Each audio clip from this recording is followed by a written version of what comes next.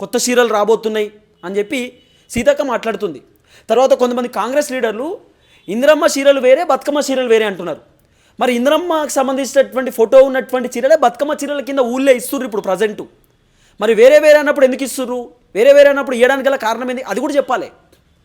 అన్నీ వేరే వేరే అన్నప్పుడు ఎందుకు ఇస్తుర్రు? మరి ఎవరు ఇవ్వమని చెప్తున్నారు? ఎవరు ఇవ్వమని చెప్పి ఎందుకు ఇస్తుర్రు అసలు? మరి బతుకమ్మ చీరలు అని చెప్పి సపరేట్గా ఏమైనా రాపిచ్చిరా? రాపియలే. అట్లీస్ట్ ఇందిరాగాంధీ ఫోటో ఎట్లుందంటే ఇప్పుడు ఒక వ్యక్తి చనిపోయినప్పుడు ఫ్రేమ్ ఎట్లయితే ఉంటుందో సేమ్ అట్లనే ఉంది ఫ్రేమ్.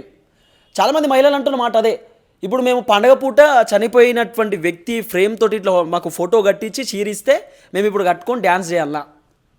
బతుకమ్మ అంటే ఆత్మగౌరవం పండుగ, బతుకమ్మ అంటే మహిళలకు సంబంధించినటువంటి పండుగ, అద్భుతంగా సెలబ్రేట్ చేసుకునేటటువంటి పండుగ, 9 రోజుల పాటు పూలను పూజించేటటువంటి పండుగ.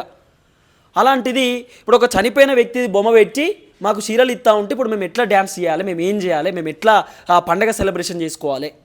అట్లీస్ట్ రేవంత్ అన్న ఫోటో పెట్టుకోనన్నా లేకపోతే కాంగ్రెస్ పార్టీ మంత్రుల ఫోటో పెట్టుకొని వాళ్ళ ఫోటో పెట్టుకొని బతుకమ్మకు సంబంధించినటువంటి పేరు మీద మాకు చీరలు ఇచ్చినా మంచిగా ఉంటుండే.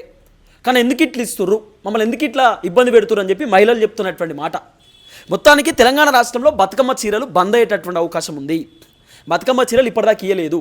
ఇప్పుడు ఏమంటారు, ఇప్పుడు ఒక చీర ఇస్తారట, బతుకమ్మ అయిపోయాక సంక్రాంతి అప్పుడు ఒక చీర ఇస్తారట. మరి ఇప్పుడు ఎప్పుడు ఇస్తారో?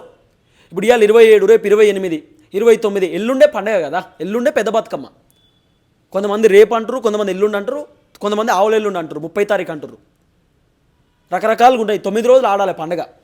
కాబట్టి 9వ రోజు లాస్ట్ పెద్ద బతుకమ్మ అంటాం మనం ఊళ్ళే. కాబట్టి పెద్ద బతుకమ్మ కంటే ముందు బతుకమ్మ చీరలు ఇవ్వాలి. ఇప్పటిదాకా ఇయ్యలే. ఇంకా ఆర్డర్ పెట్టినాం, స్టాక్ వస్తుంది అని చెప్పి ప్రభుత్వం చెప్తున్నారు. మహిళలు ఏమో ఇక బతుకమ్మ చీరలు బంద్ అయినట్టే, ఈ బతుకమ్మ చీరలు రావు అని చెప్పి మహిళలు చెప్తున్నటువంటి మాట. చూద్దాం ఏం జరగబోతుందో.